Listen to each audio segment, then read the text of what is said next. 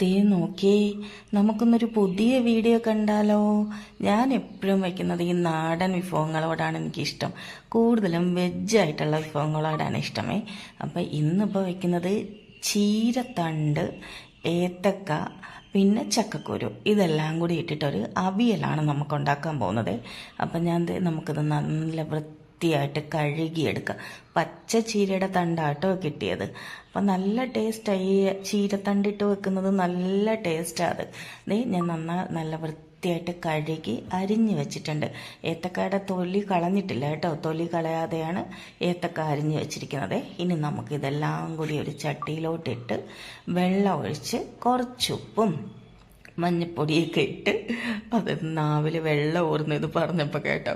എന്നിട്ട് നന്നായിട്ടൊന്ന് ഇളക്കി നമുക്കൊന്ന് വേവിക്കാം. ഇതിപ്പോൾ സാധാരണ എല്ലാവരുമൊക്കെ ഇതിന് മടിയായതുകൊണ്ട് ഇപ്പോൾ അവിയലൊക്കെ കുക്കറിനകത്തിട്ടല്ലേ വെക്കുന്നത്. പക്ഷെ ഇങ്ങനെ വെച്ചാലേ നമുക്ക് അവിയലിൻ്റെയൊക്കെ ടേസ്റ്റ് കിട്ടുള്ളൂ.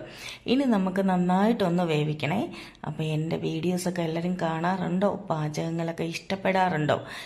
എനിക്ക് കൂടുതലും നാടൻ ഫുഡുകളോടാണ് ഇഷ്ടം. കാര്യം എത്രയൊക്കെ നമ്മൾ പുറത്തുനിന്ന് പോയി കഴിച്ചിട്ട് വന്നാലും വീട്ടിലുണ്ടാക്കുന്ന ഒരു അവിയലോ ചമ്മന്തിയോ തൈരോ ഒക്കെ കൂട്ടി കഴിക്കുന്നത് എനിക്ക് ഭയങ്കര ഇഷ്ടമുള്ള കാര്യങ്ങളാണ്. അതുകൊണ്ട് കൂടുതലും നാടൻ ഫുഡുകളാണ് എനിക്കുള്ളത്.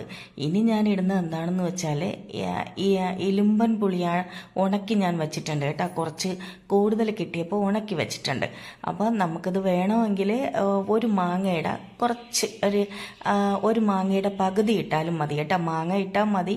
എൻ്റെ കയ്യിൽ മാങ്ങ ഇല്ലാത്തതുകൊണ്ടാണ് ഞാൻ ഇലുമ്പൻ പുളി ഇട്ടത്.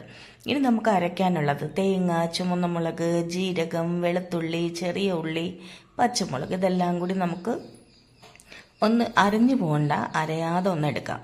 എന്ന് വെച്ചാൽ ചെറുതായിട്ടൊന്ന് അതെ ഈ ഒരു പരുവത്തിൽ അത് ഞാൻ പറഞ്ഞു വന്നപ്പോഴൊക്കെ മാറിപ്പോയതാണ്. അപ്പം ഇന്ന് എനിക്ക് എന്തായാലും സഹായിക്കാൻ ആളുണ്ടായിരുന്നു. ഞാൻ ഒള്ളി വീഡിയോ മാത്രമാണ് എടുത്തത്. പിന്നെ കുറേ ഡയറക്ഷനും കൊടുക്കുകയാണ്. ഇനി നമുക്ക് കടുക് താളിക്കാനായിട്ട് കുറച്ച് എണ്ണയും കടുകും വറ്റൽമുളകും ചെറിയ ഉള്ളി എല്ലാം ഇട്ട് നമുക്ക് ഒന്ന് കടുക് താളിക്കാം. അപ്പോൾ കടുക് ഒന്ന് കിടന്ന് പൊട്ടട്ടെ. ഇന്നെന്നെ സഹായിക്കാൻ ആളുണ്ട്. ഉള്ളി ക്യാമറമാൻ മാത്രമാണ് ഞാനിന്ന് അപ്പോൾ അതൊക്കെ ഇട്ട് ഇളക്കി നമുക്ക് നന്നായിട്ട് ഇതൊക്കെ ഒന്ന് നല്ല മണമാണ്. ഈ വെളിച്ചെണ്ണയിൽ ചെറിയ ഉള്ളി അങ്ങോട്ട് മൂത്ത് വരുമ്പോൾ ഭയങ്കര മണമാണ്. അപ്പം നമ്മുടെ അവിയൽ ഏകദേശം ആയിട്ടില്ല. കാര്യം ഇതിന് ഇച്ചിരി വേവുണ്ടേ. ഈ ചക്കക്കുരുവൊക്കെ ഒന്ന് വെന്ത് കിട്ടാൻ കുറച്ച് ടൈം എടുക്കും. നമ്മൾ ശരിക്കും പറഞ്ഞാൽ ഈ മൺചട്ടിയിലൊക്കെ വേവിച്ചെടുക്കുന്നതിൻ്റെ ഒരു ടേസ്റ്റ് വേറെ തന്നെയാണ്. ഇനി നമുക്ക് കടുക് താളിക്കുമ്പോൾ ഒരു മുളക് പൊടി, പെട്ടെന്ന് വാക്കുകളൊന്നും വരുന്നില്ല. മുളക് പൊടിയും കൂടെ ഇട്ട് ഒന്ന് ചൂടാക്കിയതിന് ശേഷം അവിയലിനകത്തോട്ട് ഇത് മാറ്റിയിട്ടിട്ട് ഇനി നന്നായിട്ടൊന്ന് ഇളക്കിയെടുത്ത് കുറച്ചും കൂടി ഒന്ന് വേവിക്കാനുണ്ട് കേട്ടോ. ഒന്ന് വേവണം. ഇതിപ്പോൾ നമ്മൾ അന്നദാനത്തിനൊക്കെ പോകുമ്പോഴത്തേക്ക് കിട്ടുന്ന അവിയലാണ് കേട്ടോ. കാര്യം നമ്മൾ വീട്ടിൽ കുക്കറിനകത്തൊക്കെ വയ്ക്കുമ്പോൾ അവിയലിലെ പീസസ് ഏതെന്ന് അറിയാൻ പറ്റാത്ത രീതിയിൽ പായസ രീതിയായിരിക്കും. ഇങ്ങനെയാണ് നമ്മൾ അന്നദാനം, കല്യാണത്തിനൊക്കെ പോകുമ്പോൾ കിട്ടുന്ന അവിയൽ കഴിച്ചിട്ടില്ലേ? അടിപൊളി ടേസ്റ്റാണ്. ദേ ഏകദേശമൊക്കെ ആയി കേട്ടോ. ഏകദേശം അല്ല, നല്ല ആയി വന്നിട്ടുണ്ട്. അപ്പോൾ അടിപൊളി മണമൊക്കെ വരുന്നു.